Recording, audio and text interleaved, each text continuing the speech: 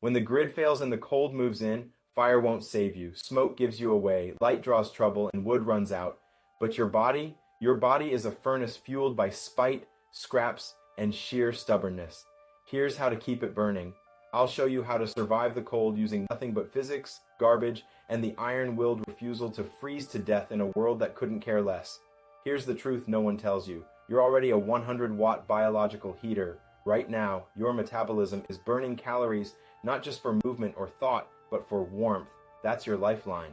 The problem? Cold is a thief, and it steals your heat in three brutal ways. Sit on frozen ground, and the earth drinks your heat like a vampire. Wind slices across your skin, ripping away warmth faster than your body can replace it. Your body silently bleeds infrared energy into the void, invisible but deadly. Your real job isn't to build a fire, it's to stop the bleeding. Method 1. Turn your clothes into a walking sleeping bag. Layers aren't just advice from some dead hiker's journal, they're physics. Start with a moisture-wicking base layer. Wet skin is a death sentence. Water conducts heat 25 times faster than air. Stick to wool or synthetics, cotton kills. Next, insulation. Fleece, old quilts, crumpled newspaper, dry leaves, literally. Garbage. Anything that traps still air, because air is one of Earth's best insulators. But only if it's not moving. Wind, ice, convection. Your enemy. Top it off with a windproof shell. A trash bag works, a tarp works. That moldy poncho you found in a gas station dumpster? Congratulations, you're now weatherproof. Here's the trick no one does. Stuff your jacket with extra insulation, dry grass, shredded paper, foam from a torn car seat, cram it between your layers. This isn't fashion, it's survival. You're not trying to look good, you're trying not to die looking stupid. And for the love of warmth, cover your head. No, you don't lose 90% of your heat through it, that's a myth. But your head is packed with blood vessels. Lose heat there and your brain starts making bad calls like stripping off your jacket because you feel hot. That's hypothermia talking, don't listen.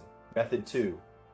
The debris hut, nature's sleeping bag made of trash. No tent, no bag, no problem. Find a long branch, the ridgepole. Prop one end on a rock or tree waist high. Lean smaller branches along both sides like ribs on a spine. Now you've got a skeleton, now bury it. Pile on leaves, pine needles, grass, moss, anything dry and organic. Make it at least 2 feet thick. This isn't a roof, it's insulation. The thicker, the better. You want it so dense you can't see the frame. Crawl inside, it's tight, claustrophobic, smells like wet earth and rot. It's small enough that your body heat can actually warm the space. Done right, a debris hut can keep you alive in sub-zero temps. No fire needed. Pro tip, line the floor with more debris. Never lie directly on the ground unless you want conduction to suck the life out of you like a frozen leech. Method 3, the Mylar burrito bounce your heat back like a crinkly mirror. Those cheap emergency blankets that look like candy wrappers? They're not gimmicks, they're radiant heat reflectors and they work. Your body constantly emits infrared heat. Normally it vanishes into the air, but wrap yourself in Mylar, and that heat bounces right back at you like being inside a thermos. But don't just drape it over your shoulders like a cape. Wind will shred it. Instead, layer it between blankets or inside your jacket. Use it as a ground sheet to block conduction. Tape it to your shelter walls to turn the whole thing into a budget sauna. No Mylar? Aluminum foil works. So does reflective bubble wrap. Even a car sunshade shiny side in will do the job. Science is just expensive trash that works. Remember, the cold is a thief, but you own the furnace. Method 4. The water bottle radiator bootleg central heating. No heater? Build one. If you've got any heat source, a stove, sunlight, even a car that ran an hour ago, fill a durable bottle with hot water. Wrap it in a sock and tuck it against your core inside your sleeping bag. Boom, portable radiator, and that water holds heat for hours. When it cools, you've got drinking water. 2 birds, 1 bottle. No hot water? Use your own body. Fill a bottle with cold water, press it against your stomach or armpit, let your core warm it, then move it to your feet. You've just become a human-powered heat pump recycling warmth without burning extra calories. Method 5. The cardboard cocoon. Don't laugh. Cardboard is magic. It's full of trapped air pockets, the secret to insulation.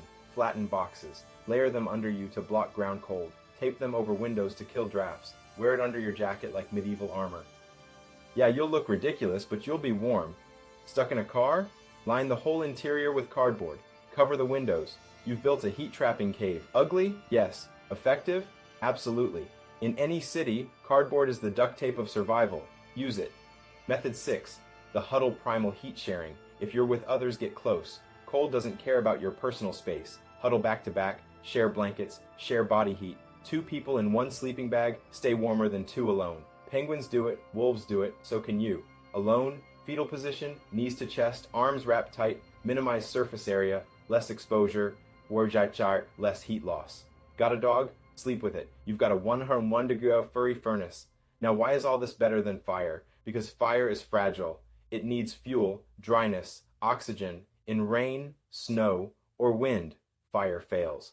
But your body? It's a biochemical furnace running on fat, carbs, and pure defiance. You just have to feed it, hydrate it, and most critically insulate it.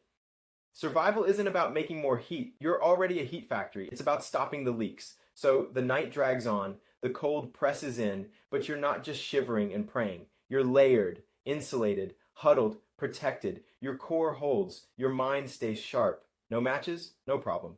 You're surviving on physics, garbage, and the stubborn refusal to freeze. And when you wake at dawn, you didn't get lucky, you won.